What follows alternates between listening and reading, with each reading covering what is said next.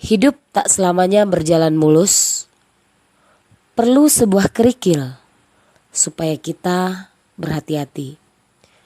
Perlu semak berduri supaya kita selalu waspada. Perlu persimpangan supaya kita bijaksana dalam memilih.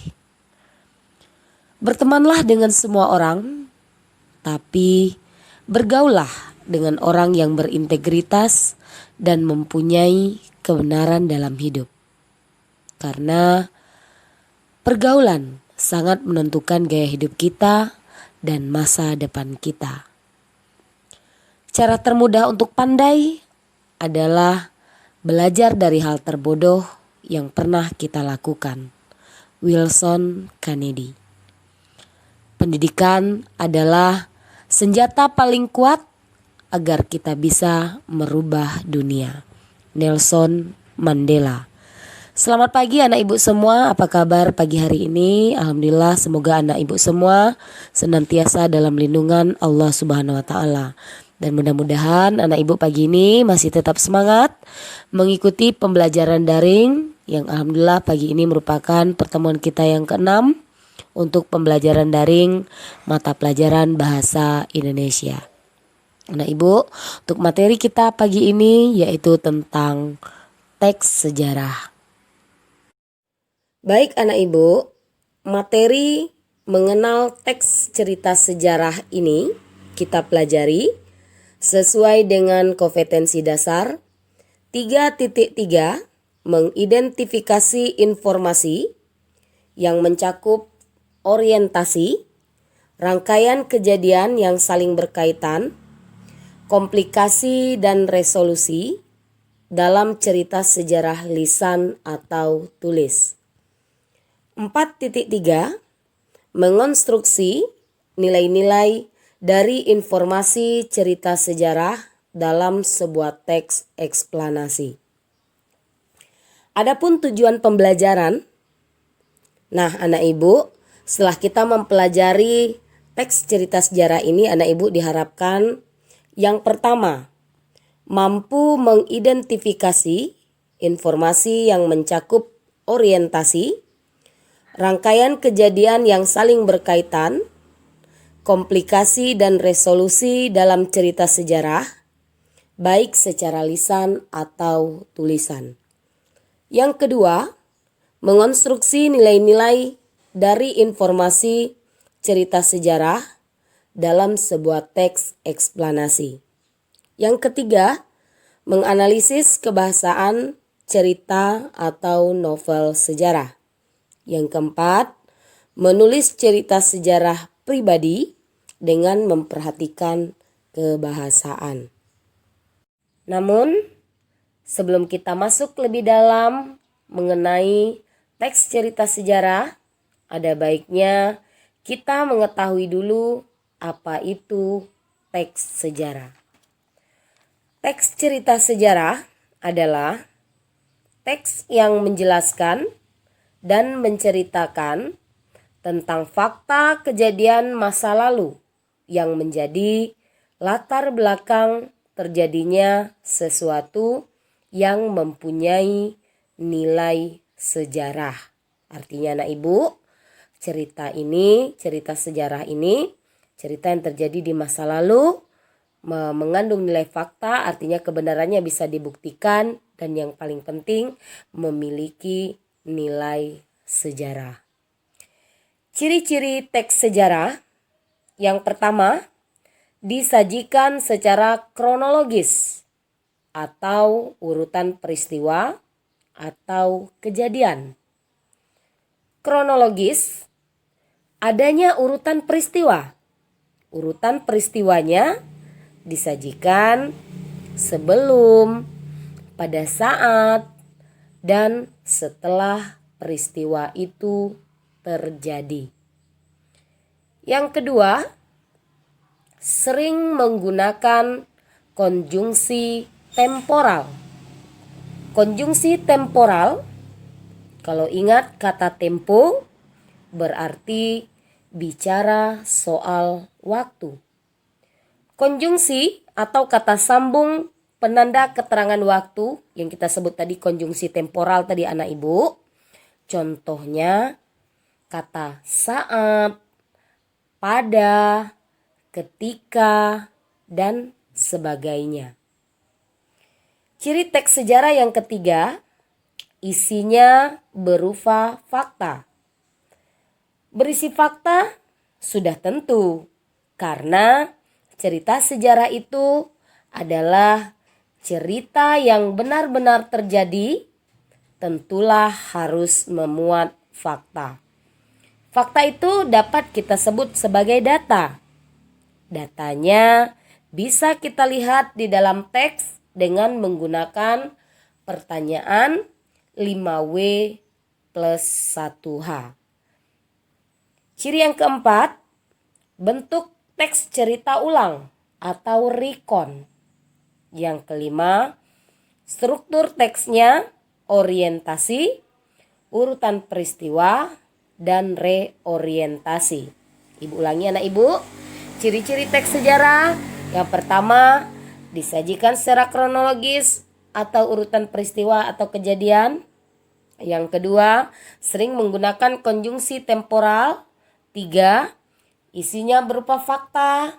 4, bentuk teks cerita ulang atau recon. Yang kelima, struktur teksnya orientasi, urutan peristiwa, reorientasi. Berikutnya, Ibu akan jelaskan tentang struktur teks cerita sejarah. Struktur teks cerita sejarah ada 3. Yang pertama, orientasi. Yang kedua, urutan peristiwa.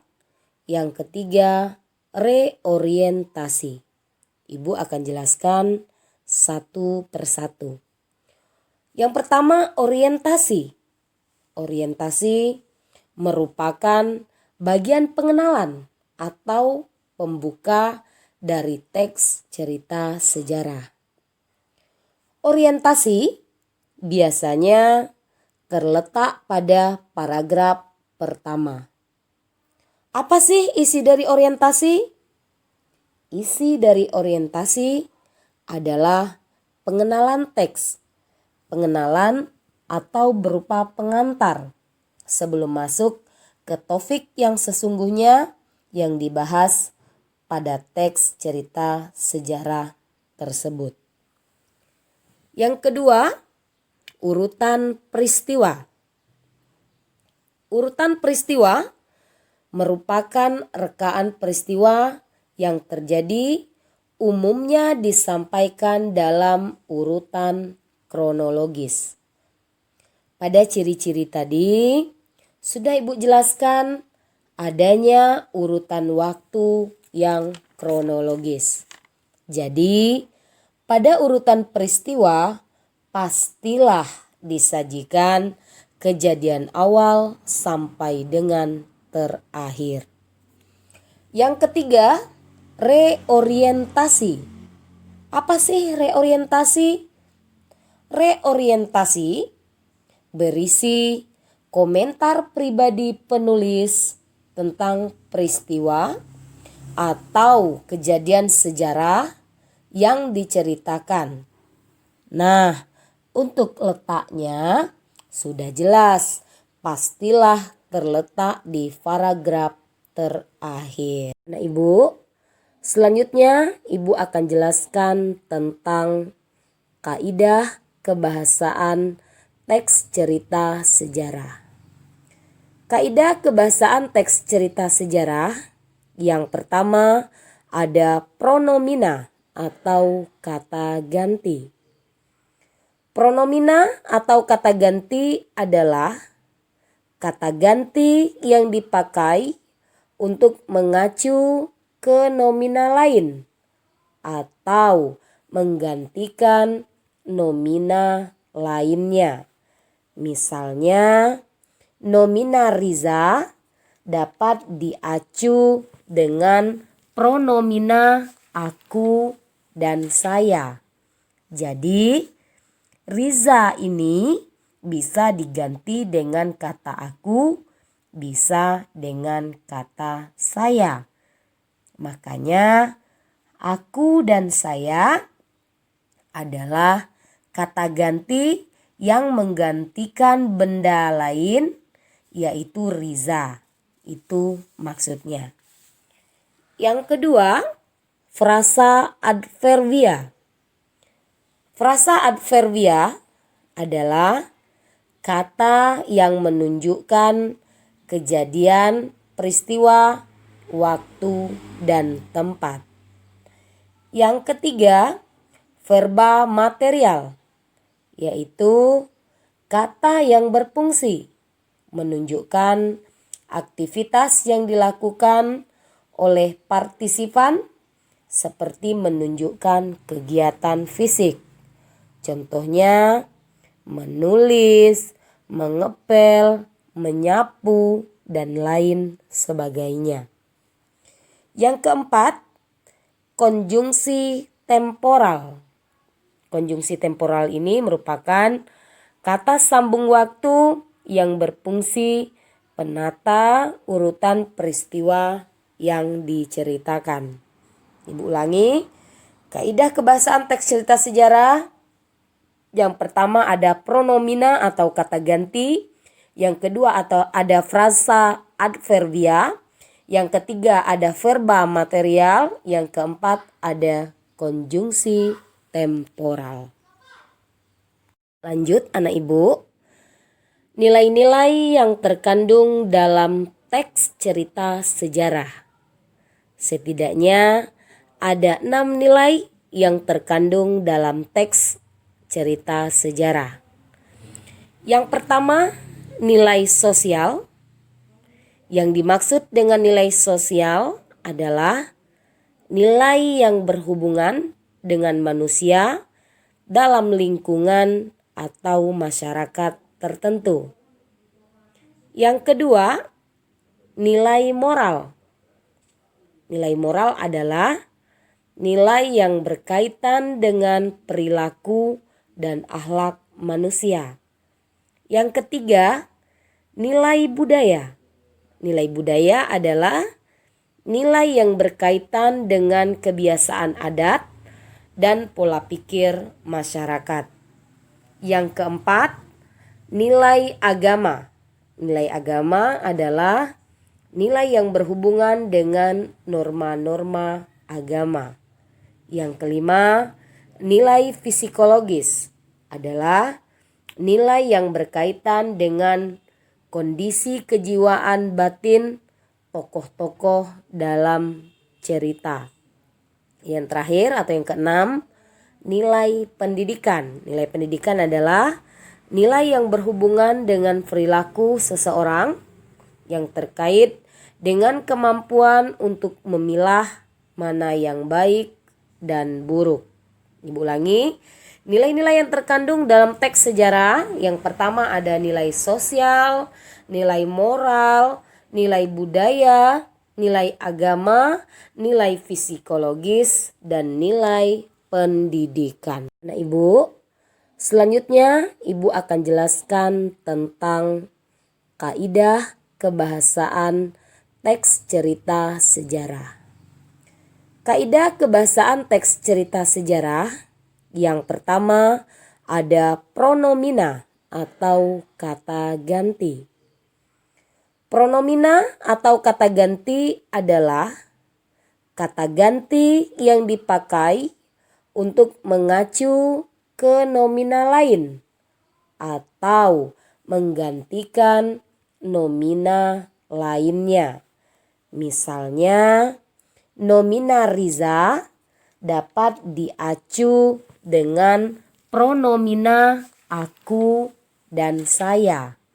Jadi, Riza ini bisa diganti dengan kata aku, bisa dengan kata saya.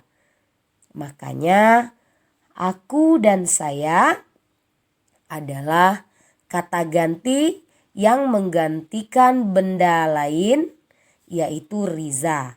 Itu maksudnya. Yang kedua, frasa adverbia. Frasa adverbia adalah kata yang menunjukkan kejadian, peristiwa, waktu, dan tempat. Yang ketiga, verba material, yaitu kata yang berfungsi menunjukkan aktivitas yang dilakukan oleh partisipan seperti menunjukkan kegiatan fisik. Contohnya menulis, mengepel, menyapu, dan lain sebagainya. Yang keempat, konjungsi temporal. Konjungsi temporal ini merupakan kata sambung waktu yang berfungsi penata urutan peristiwa yang diceritakan. Ibu ulangi, kaidah kebahasaan teks cerita sejarah. Yang pertama ada pronomina atau kata ganti. Yang kedua ada frasa adverbia. Yang ketiga ada verba material. Yang keempat ada konjungsi temporal.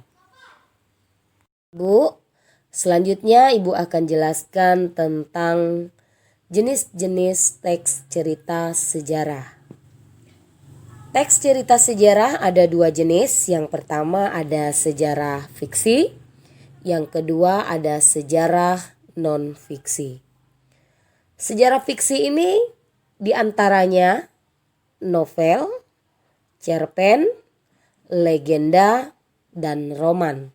Nah, Ibu akan ingatkan kembali kepada anak Ibu semua tentang apa itu novel, cerpen, legenda, dan roman. Novel merupakan karya fiksi prosa yang ditulis secara naratif, umumnya dalam bentuk cerita. Cerpen merupakan cerita pendek berbentuk prosa naratif, fiktif, cenderung padat dan langsung pada tujuannya dibandingkan dengan karya fiksi lainnya, umumnya lumayan panjang. Yang ketiga untuk sejarah fiksi tadi ada legenda. Legenda ini anak Ibu adalah cerita prosa rakyat yang dianggap oleh sebagian orang merupakan sesuatu yang benar-benar terjadi. Yang keempat, roman. Roman ini merupakan jenis karya sastra berbentuk prosa yang melukiskan perbuatan pelakunya menurut watak dan jiwa masing-masing. Roman bisa juga disebut kisah percintaan. Selanjutnya, sejarah non-fiksi. Sejarah non-fiksi ini anak Ibu ada biografi, ada autobiografi, cerita pengalaman, ada catatan sejarah.